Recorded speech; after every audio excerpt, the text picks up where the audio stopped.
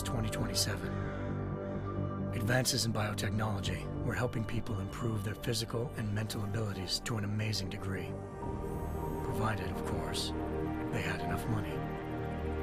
A new breed of people was emerging, half human, half machine.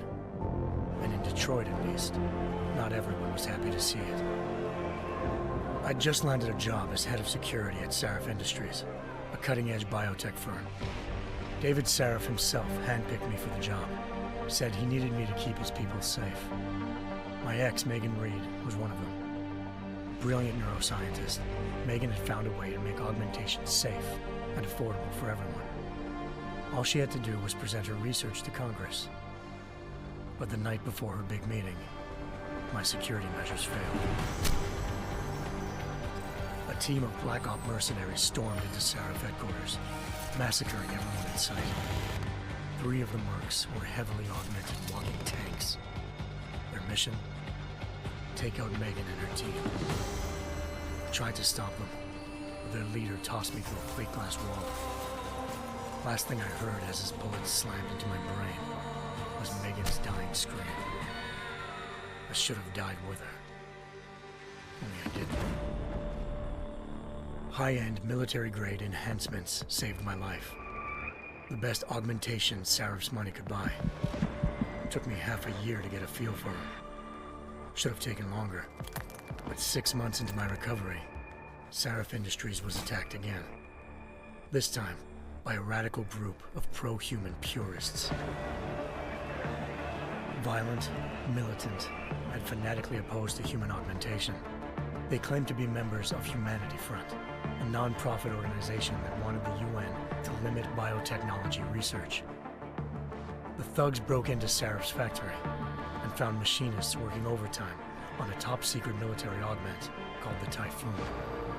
Sarif sent me to retrieve it, and when I did, I found one of the so-called purists next to it, wired with cerebral implants, trying to download its classified specs.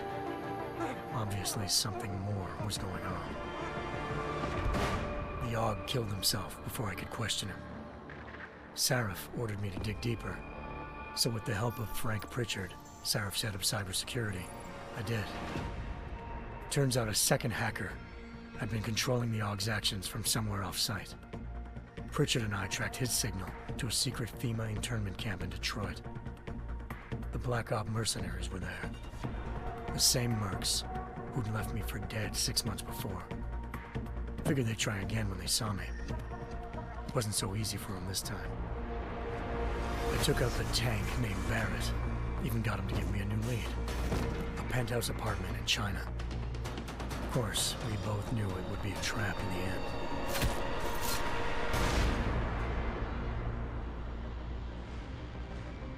Hengsha Island, China. Home to a city so crowded, they had to build a second city on top of it. Trying to find clues in Hengsha wouldn't be easy. Lucky for me, I wasn't alone. Farida Malik, Sarif Industries' ace pilot, had lived in Hengsha before.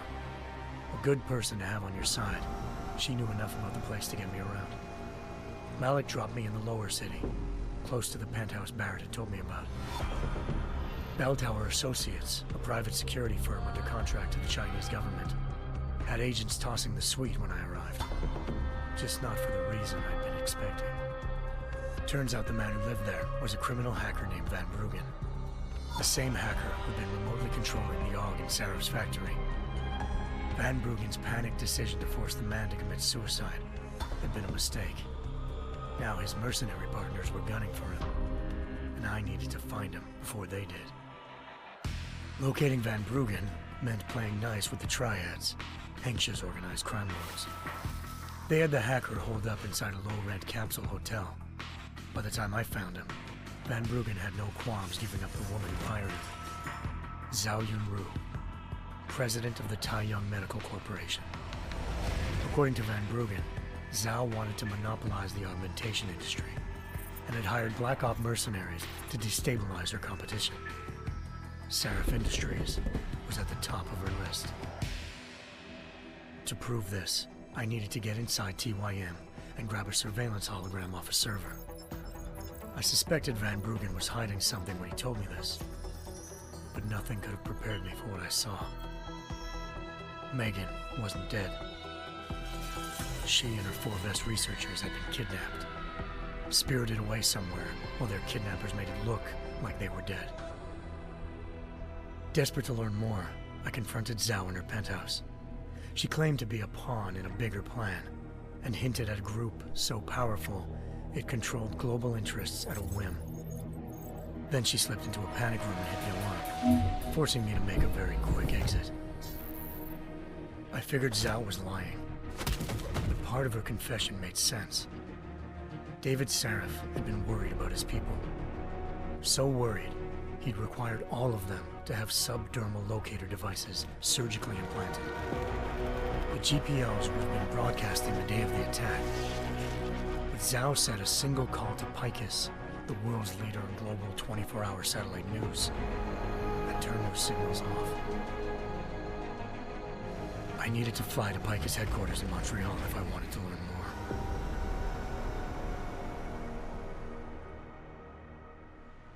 Eliza Cassan, Picus Communications' First Lady of News.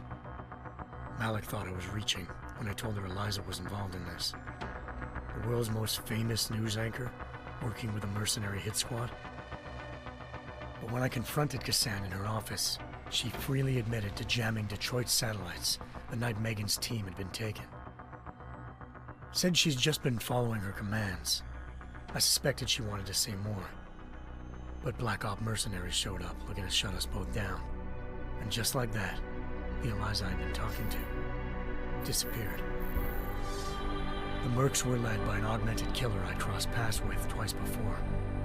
Fedorova, a woman who'd made silence her best friend. She waited for me to track Eliza's transmission to a secret server room underneath the Picus complex, then jumped me from behind. A deadly fight ensued. I made sure she never moved silently again. With Fedorova down and no one left to keep Eliza quiet, she reappeared.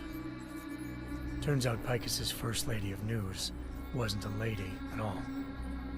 She was a sophisticated AI program, engineered to monitor data streams and control what people believed. Eliza told me the Mercs had brought in a Humanity Front doctor named Isaiah Sandoval to remove the scientist's implanted tracking devices while Detroit's satellites were down. She also told me to speak to David Sarif if I wanted to learn more. By the time Malik and I got back to Detroit, tensions between normal and augmented citizens had reached a flashpoint. Riots were breaking out in several cities, and the UN was being urged to intervene. Sarif was trying hard to convince Hugh Darrow, the inventor turned philanthropist who'd once been a leading proponent of enhancement technologies, to help stop a possible regulatory vote. Sarif had a lot riding on Darrow. Megan's discovery would have given millions of people the chance to evolve beyond their normal human abilities, and at the same time catapulted Sarif Industries to the top of the Fortune 500. According to Sarif, Megan's kidnappers knew this, and didn't want people evolving unless they controlled how it was done. He called his enemies Illuminati, and urged me to keep searching. Determined to do so, I tracked down Sandoval via America's most outspoken augmentation opponent, Bill Taggart, Sandoval's boss and founder of Humanity Front. Sandoval admitted to operating on Megan's team when I confronted him, but said he hadn't removed their GPLs. He'd merely switched them to a different frequency. Pritchard was able to trace one of the signals to China. Malik and I immediately took off in pursuit. Unfortunately, the Illuminati were one step ahead.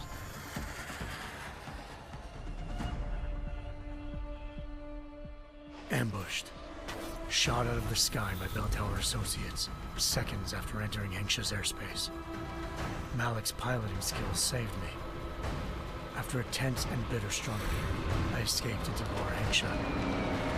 The tracking signal I was following led straight to the Triads, or more specifically, to the augmented arm of Tong Si-hung, leader of a gang of augmentation harvesters. Tong said they'd taken the arm off a corpse, which Bell Tower had left at their door, meaning at least one of Sarif's scientists was dead. Maybe not the rest of them, though. Tong pointed me to a port used for human trafficking and helped me slip aboard a bell tower ship. It was sailing to Rifleman Bank Station, a military base in the South China Sea. Bell Tower was holding kidnapped civilians as prisoners there, and using them to perfect the Hyron Project, a human-computer interface that left most of its test subjects dead. My search for Megan would have ended then, if not for a mysterious ally named Quinn. In exchange for my help exposing Bell Tower, he slipped me aboard a second ship headed to Singapore, and an Illuminati-run biotech facility called Omega Ranch. 3 of Seraph's scientists were there, forced by their captors to create a technology capable of remotely shutting down augmented abilities. Thanks to an emergency recall notice issued by the World Health Organization, millions of people all over the world already had the biochip installed. With the help of the scientists, I tracked Megan to a private section of the ranch. There, I ran into Yaron Namir, the walking tank who'd put a bullet in my brain the first time we met. He'd teamed up with Zhao and was hoping to catch me off guard. Their little ambush didn't work. I found Megan in a suite belonging to Hugh Darrow, the billionaire philanthropist who'd Saraf had called on for help. Darrow had convinced her to go along with the biochip plan by promising to sabotage the tech. As she was explaining this, Darrow appeared in a global broadcast, telling the world that augmentations would be the death of mankind. Then he activated the biochips to prove his point. All over the world, augmented people flew into a killing frenzy. Darrow had betrayed everyone, and it was up to me to set things right. To do it, I had to reach Panchaea, a massive installation in the Arctic Ocean. As I raced through corridors built by an all-augmented workforce, I saw death and destruction firsthand. By the time I shut down Darrow's broadcast, I knew the damage he'd done. Still, humanity's future remained unclear. How would the world react to this sabotage? Would people ever regain their faith in augmentations again? What would be the Illuminati's next move? Only time could give us the answers.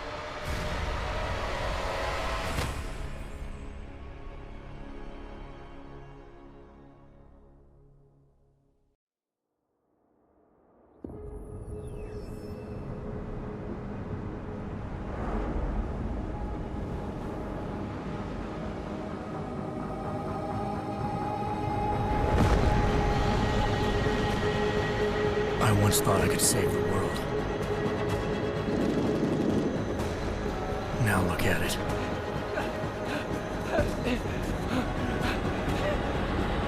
In yet another augmented terror attack, 251 passengers aboard Sister Airlines Flight 451 were killed when an augmented passenger broke into the plane's cockpit and ruthlessly butchered its flight crew.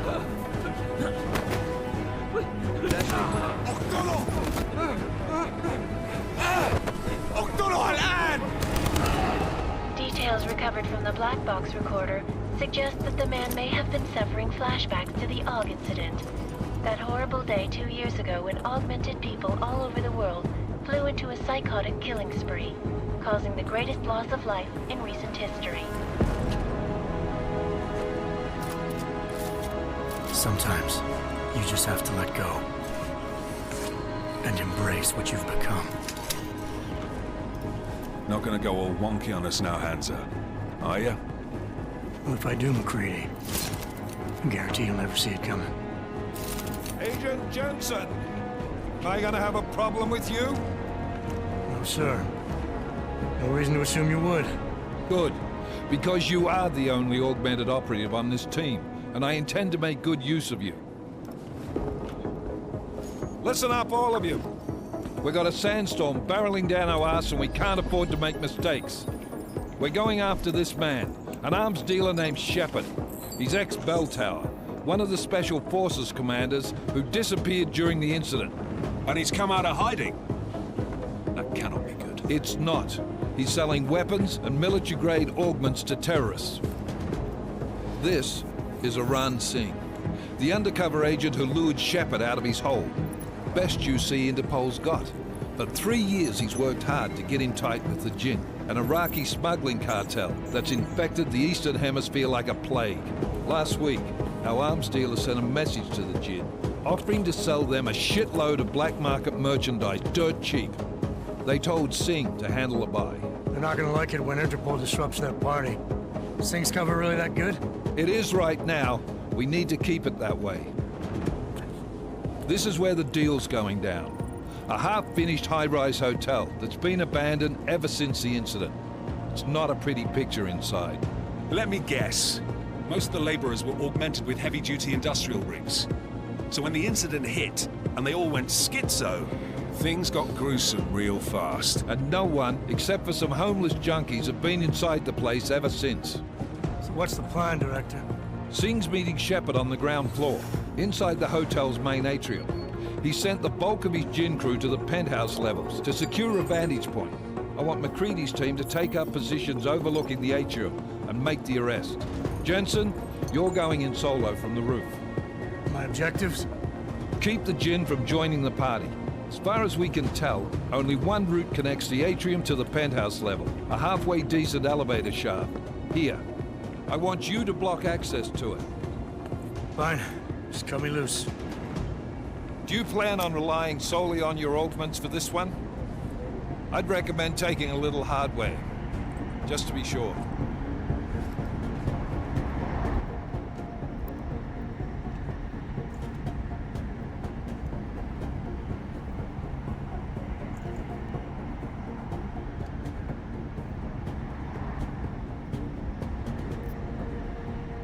I'm not leaving my 6 exposed. Give me something lethal. Your call, but Singh's undercover in all this. So watch your fucking sights. What about range? There's lots of wide spaces and high ceilings in there, but a number of tight and constrained rooms too. So it's a crapshoot, really.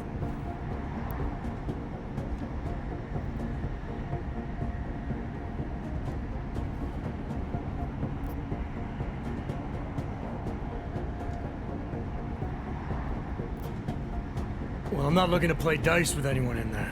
Give me something with distance. Your call. Less chance of being seen and compromising Singh that way. One last thing, Jensen. Singh said the Jinn are using some sort of portable Wi-Fi device to boost communications. He's got a better chance of maintaining cover if you disable it. I'll keep an eye out for it. But aren't we on the clock here? You said there's a sandstorm moving in. There is, and we got the intel on this mission at the very last minute, so we're scrambling a little. If it comes to it, your #1 priority is keeping the Jinn out of that atrium. Copy that. Time to put away your heavy thoughts, gentlemen. We're approaching the target building. You're up first, Jensen. Let's do this. Task Force Actual. This is Knife Leader. Engage Hush drives and descend to Angels 1-5.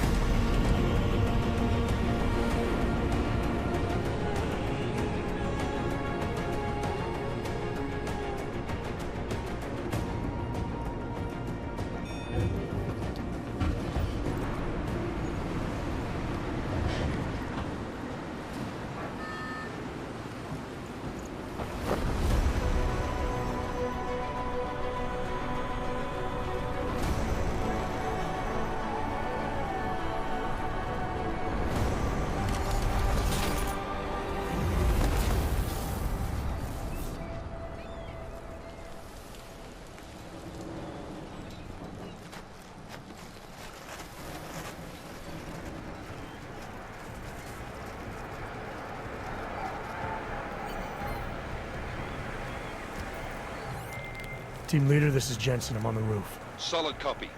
Move into the building.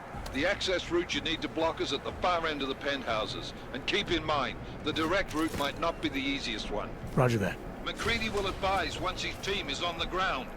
Miller out.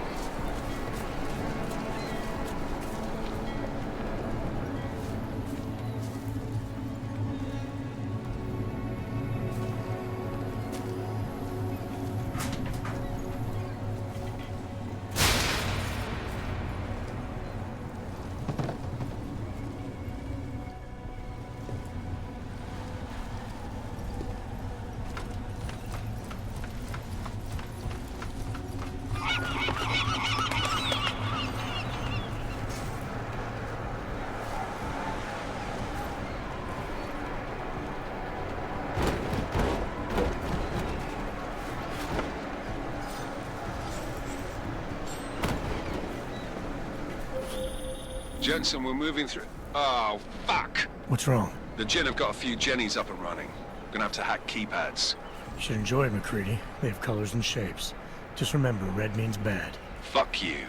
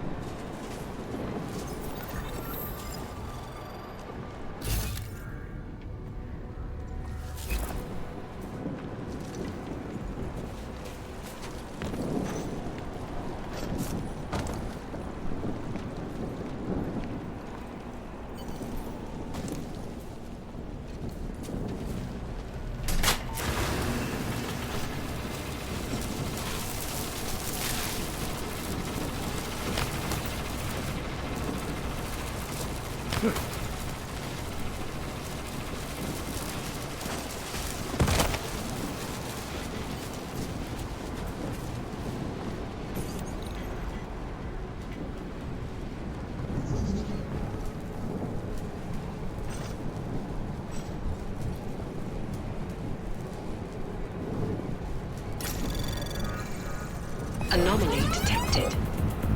Trace program initiated.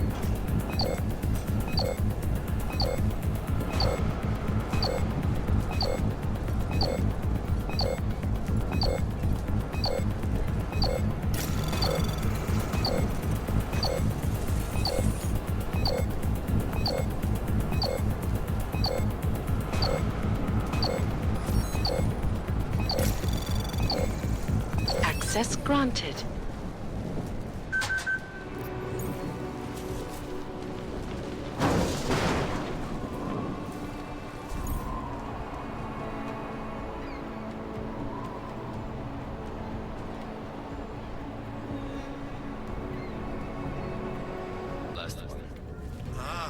احنا ما بدنا احد تاني يحط هذه العملية في خطر قبل ما يصل تاجر الأسلحة.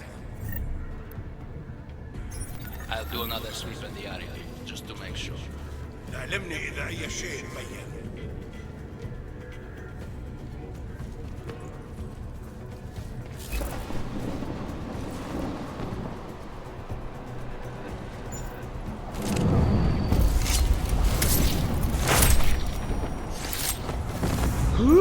ايش المصيبة هذه؟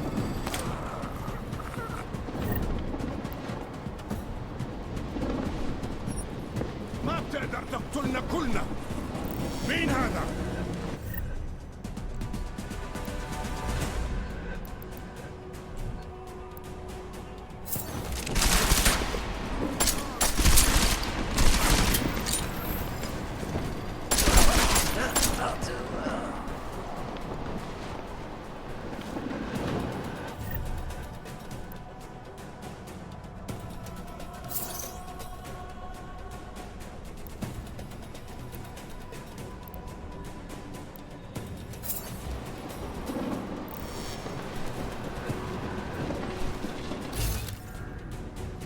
مات مع شرف.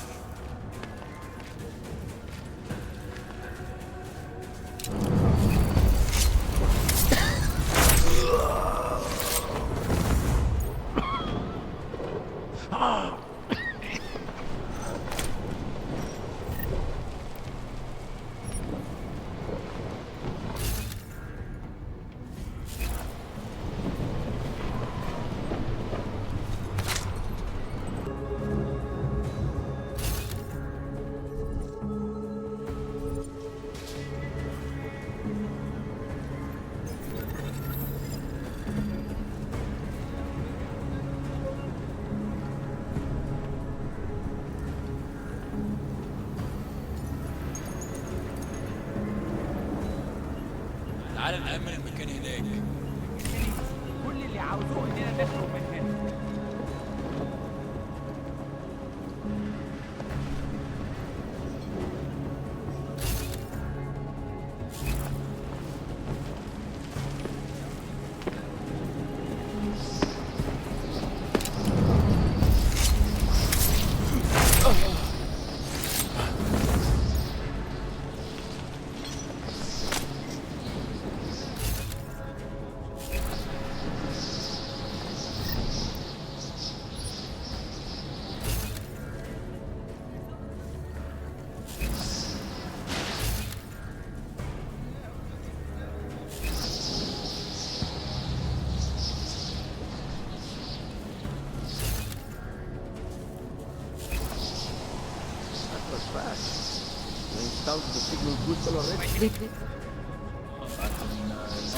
المخازن اللي موجودة عشان تكون بعيدة من الرمل. Good. There's too much brightness on this scene. That thing we need if it comes breaking down. فاهم؟ يلا نبتدي نتحرك.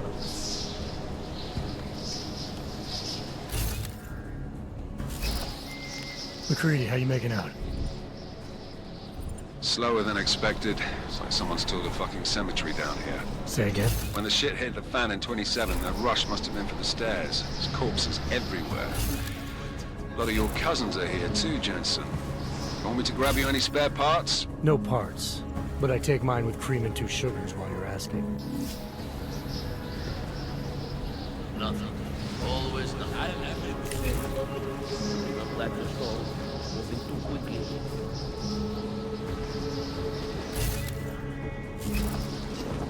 شايف حاجة؟ No, there's nothing here, just that.